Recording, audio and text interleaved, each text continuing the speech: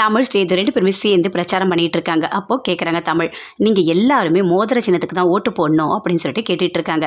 அப்படியே பார்க்குறாரு சேது. சேதுவோட கையை தூக்கி காமிக்கிறாங்க. "இங்க பாருங்க, இந்த மோதிர சின்னத்துக்கு தான் நீங்க போடணும் உங்கள் ஓட்டு" அப்படின்னு சொல்லிட்டு கேட்டுட்டே இருக்காங்க. எல்லாருமே பார்க்குறாங்க.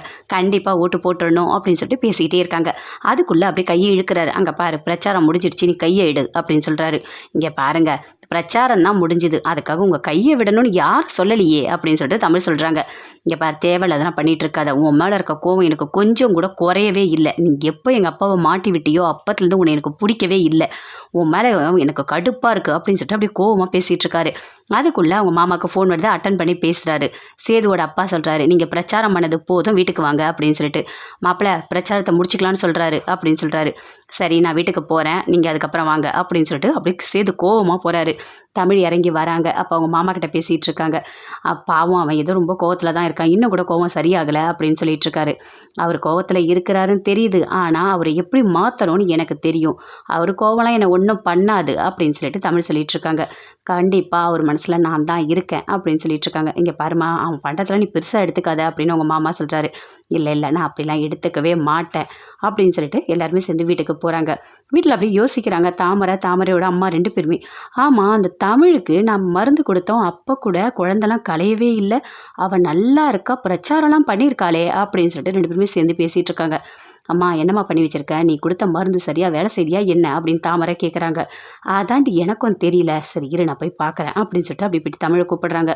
கூப்பிட்டு, "என்ன நல்லா இருக்கியா?" அப்படின்னு சொல்லிட்டு கேட்குறாங்க. இவங்க ஏன் நம்மளை நல்லா இருக்கியான்னு கேட்குறாங்க அப்படின்னு சொல்லிட்டு அப்படியே பார்க்குறாங்க தமிழ். அப்போ மருந்து கொடுத்து எதுவுமே வேலை செய்யலை போல இருக்கே அப்படின்னு சொல்லிட்டு அங்கேருந்து தாமரை அவங்க அம்மா 2 பேருமே சேர்ந்து பயங்கர டென்ஷனாக இருக்காங்க.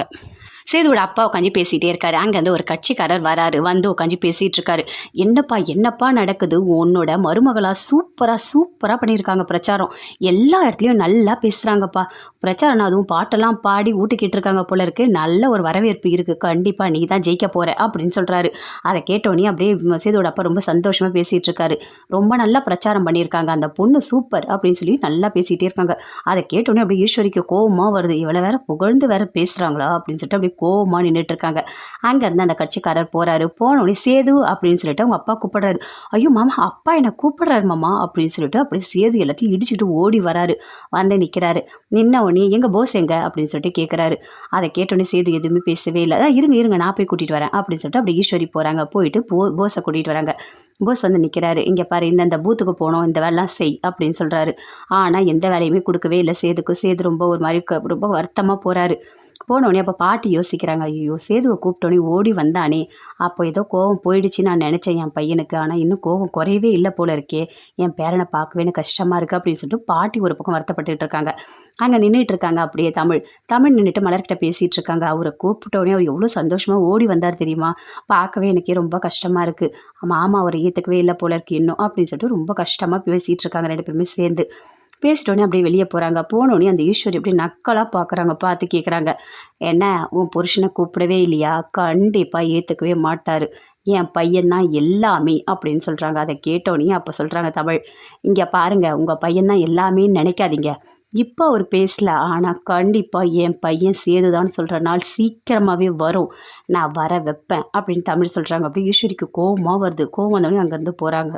தமிழோட அம்மா அப்பா எல்லாருமே வீட்டில் இருக்காங்க. அப்போ அவங்க அப்பா வராரு. வந்து, "பிரச்சாரம் என் பொண்ணு பண்ணியிருக்காங்க, எப்படி தெரியுமா? அதுவும் அவங்க மாமனாருக்காக பாட்டெல்லாம் பாடி சூப்பராக நல்லா பண்ணியிருக்காங்க, அதனால் அவருக்கு தான் ஜெயிக்க போகிறாரு" அப்படின்னு சொல்லிட்டு பேசிட்டு சந்தோஷமாக பாட்டிக்கிட்ட எல்லாருக்கிட்டையுமே சொல்லிட்டு இருக்காரு.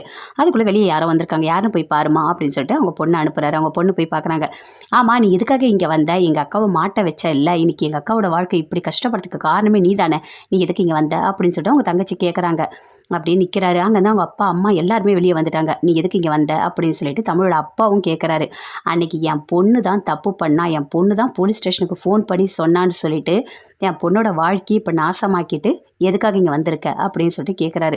அதுக்கு அவர் சொல்கிறாரு, "இல்லை, அன்றைக்கி ஏதோ குடிச்சிட்டு தெரியாமல் சொல்லிட்டேன், உன் பொண்ணு மேலே தான் தப்பு இருக்குது அப்படின்னு சொல்லிட்டு, இப்போ எனக்கு ரொம்ப கஷ்டமாக இருக்குது, நான் பண்ணது தப்பு தான், என்னை வீட்டுக்குள்ளே கூப்பிட மாட்டியா?" அப்படின்னு சொல்லிட்டு கேட்குறாரு. "வீட்டுக்குள்ளேயா?